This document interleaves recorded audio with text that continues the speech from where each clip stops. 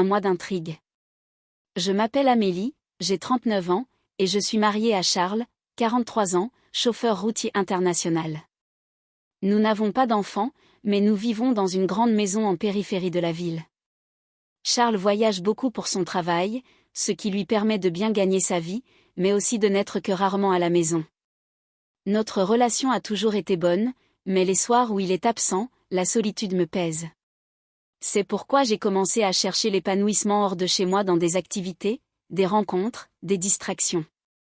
Un jour, ma sœur m'a demandé un service, que son fils, mon neveu Jules, 23 ans, puisse rester chez nous pendant un mois pour préparer un examen important.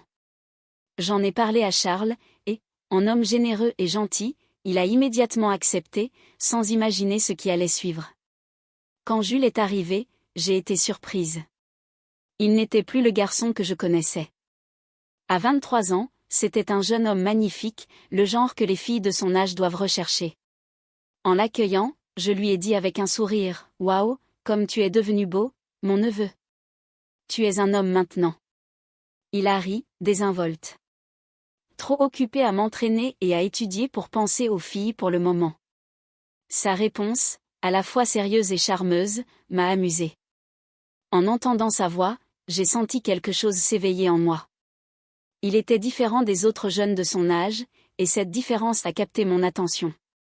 Cette semaine-là, Charles devait repartir en voyage pour le travail, ce qui signifiait que Jules et moi serions seuls à la maison.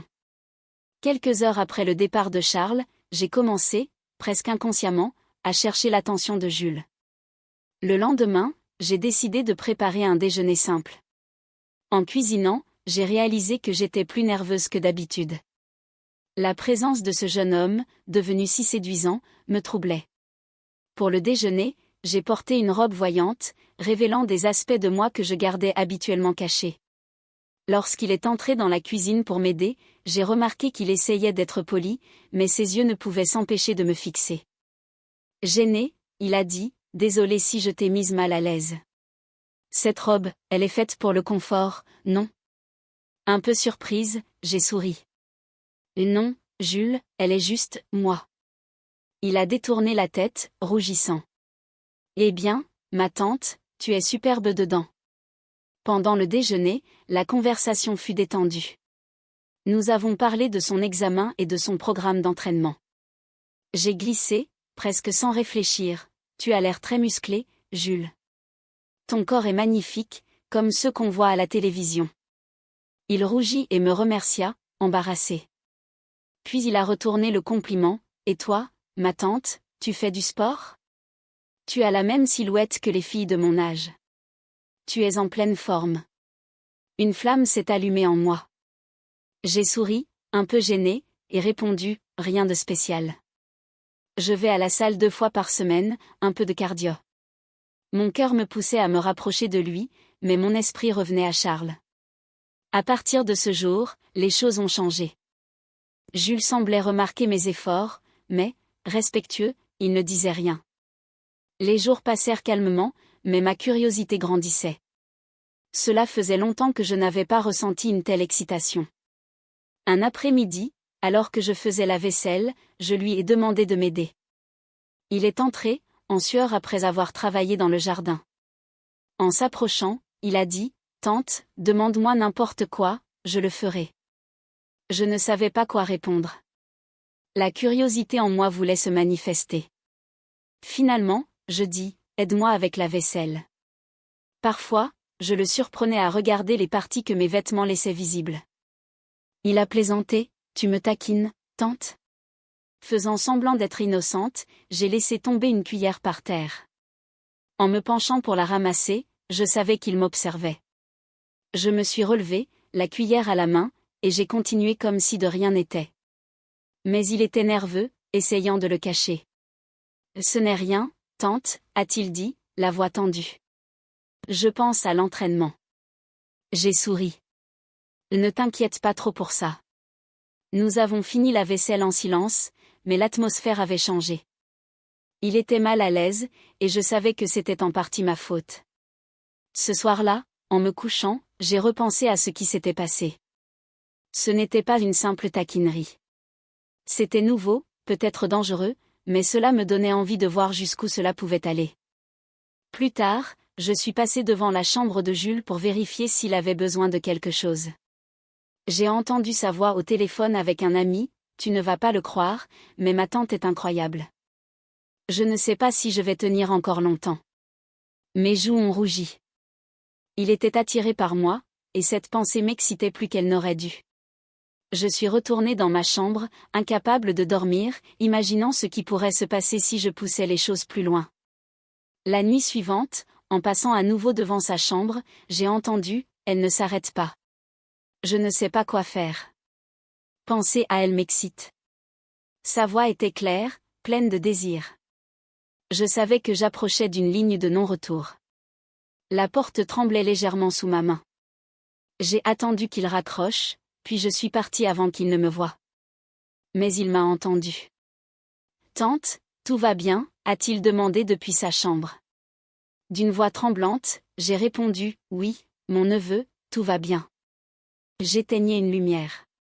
Il m'a souhaité bonne nuit, et j'ai regagné ma chambre, le cœur battant. Je savais qu'il avait compris que je l'écoutais. Et j'aimais l'idée qu'il pensait à moi. La situation ne faisait que commencer, alimentée par ma curiosité et la façon dont il me faisait me sentir vivante. Un jour, j'ai décidé de prendre un long bain relaxant.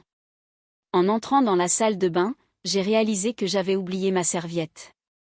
J'ai souri, c'était l'excuse parfaite. J'ai appelé Jules d'une voix douce. « Jules, peux-tu m'apporter la serviette sur mon lit ?» Il l'a apportée rapidement. À la porte de la salle de bain, j'ai dit, innocente, « Tu peux entrer ?» J'ai mouillé tout le sol, je ne peux pas sortir comme ça. Il a hésité, puis est entré, tendant la serviette sans me regarder directement. Sa nervosité était palpable, ses mains tremblantes. En prenant la serviette, elle nous a glissé des mains. Nos regards se sont croisés, le temps s'est arrêté. Il a détourné les yeux, gêné, et a murmuré, « Désolé, tante, je l'ai laissé tomber. » Alors qu'il se retournait pour partir, j'ai taquiné, « Merci, mon chéri. J'espère ne pas t'avoir dérangé. » Son visage trahissait sa nervosité. Il a quitté la salle de bain en hâte, fermant la porte. Je me suis appuyée contre le mur, le cœur serré. Je savais que j'étais proche de ce que je voulais, et j'imaginais ce qui se passait dans son esprit. Il luttait contre ses propres désirs, et cette pensée m'excitait. En sortant, je me suis dirigée vers le salon, portant une tenue révélatrice. Jules était sur le canapé, concentré sur la télévision. Je suis passée devant lui sans un mot. Ses yeux m'ont suivi. À la porte de la cuisine, prétextant chercher un verre d'eau, j'ai dit, « Jules, il est tard. Tu ne veux pas te reposer ?» « Je n'ai pas sommeil, tante, » a-t-il répondu. « Je vais rester ici encore un peu. »« Bon, je vais me coucher. Si tu as besoin de quoi que ce soit, je suis dans ma chambre, » ai-je dit, provocatrice, en lui jetant un coup d'œil. Cette fois, je l'ai surpris à me regarder attentivement, incapable de détourner les yeux. Dans ma chambre, je n'arrivais pas à dormir, l'après-midi encore frais dans mon esprit. Je suis sortie du lit et j'ai traversé le couloir jusqu'à la chambre de Jules. J'ai frappé légèrement. D'une voix endormie, il m'a invité à entrer. Il était allongé, visiblement réveillé. « Je me disais que tu ne me parlais pas beaucoup ces derniers temps, » dis-je. « Tout va bien ?» Sa voix rompit le calme qu'il essayait de maintenir. « Oui, c'est juste, parfois, je suis un peu perdue. J'ai envie de sortir, de rencontrer des gens, mais je dois me concentrer sur mes études. Je dois réussir. » « Je comprends, » répondis-je doucement. « Parfois, ça devient intense. » Je voyais dans ses yeux qu'il luttait contre son désir. Je me suis rapprochée. « Tu es spécial pour moi, Jules, » murmurai-je à son oreille. « Je veux que tu saches que, parfois, je fais des choses que je ne devrais pas. » Il m'a regardé, un mélange de soulagement et de désir dans les yeux. « Ça ne me dérange pas, tante. Mais, comme tu dis, un homme te voit. » À cet instant, j'ai su que nous avions un problème. Je me suis lentement éloignée. « Bonne nuit, mon chéri. »« Dors bien, » murmurai-je. Les jours suivants, les moments ambigus se multiplièrent. Un soir, nous avons décidé de faire un barbecue en famille. Charles et Jules étaient au grill, discutant et riant, pendant que je préparais une salade dans la cuisine. La scène semblait paisible. Je pensais que c'était Charles qui entrait, mais en me retournant, j'ai vu Jules, tout proche. Lorsqu'il s'est penché, mon cœur s'est emballé. Avec un sourire, il a murmuré, « Tante, tu as besoin d'aide ?» Je suis restée sans voix un instant, puis me suis ressaisie. « Je vais bien. »« Mais que fais-tu ici ? Ton oncle n'appréciera pas de te voir loin du grill. » Jules a souri, chuchotant, « Je n'ai pas pu m'en empêcher. Je t'ai vu ici, et j'ai dû venir. Ton mari est occupé avec la viande, il ne remarquera pas. » Sa proximité était impossible à ignorer. « Tu te moques de moi, Jules ?» demandai-je, un peu nerveuse. « Peut-être, tante, juste un peu », répondit-il, enjoué mais sérieux. Puis il a reculé avant que la situation ne s'envenime. Il est retourné au grill, et je suis restée seule, essayant de reprendre le contrôle. Plus tard, le robinet de la cuisine a fui, et je me suis précipitée dans la salle de bain pour le réparer. Personne n'a rien remarqué. Pendant le dîner, les regards entre Jules et moi ont continué. Charles, lui, ne voyait rien. Le lendemain, il est reparti en voyage, me disant au revoir avec son amour habituel. La maison était à nouveau vide. Ce soir-là, je suis montée dans ma chambre, puis, d'un pas léger mais déterminé, je me suis dirigée vers celle de Jules. J'ai ouvert la porte. Surpris, il m'a regardée. « Jules, j'ai besoin de compagnie, dis-je. » Il m'a observé, évaluant la situation. « Moi aussi, tante, » murmura-t-il. Je me suis approchée lentement et me suis arrêtée près du lit. « Puis-je m'asseoir ?» demandai-je, bien que je connaisse déjà la réponse. Il acquiesça. Lorsque je m'assis à côté de lui, la proximité fit monter l'excitation. L'air entre nous vibrait, chargé de tout ce que nous ne disions pas. « Amélie » murmura-t-il, sa voix tremblante. « On ne devrait pas. » « Je sais, » répondis-je, mais je ne bougeais pas. Le silence s'installa, lourd, électrique. Nous étions au bord de quelque chose que nous ne pouvions ni nommer ni ignorer.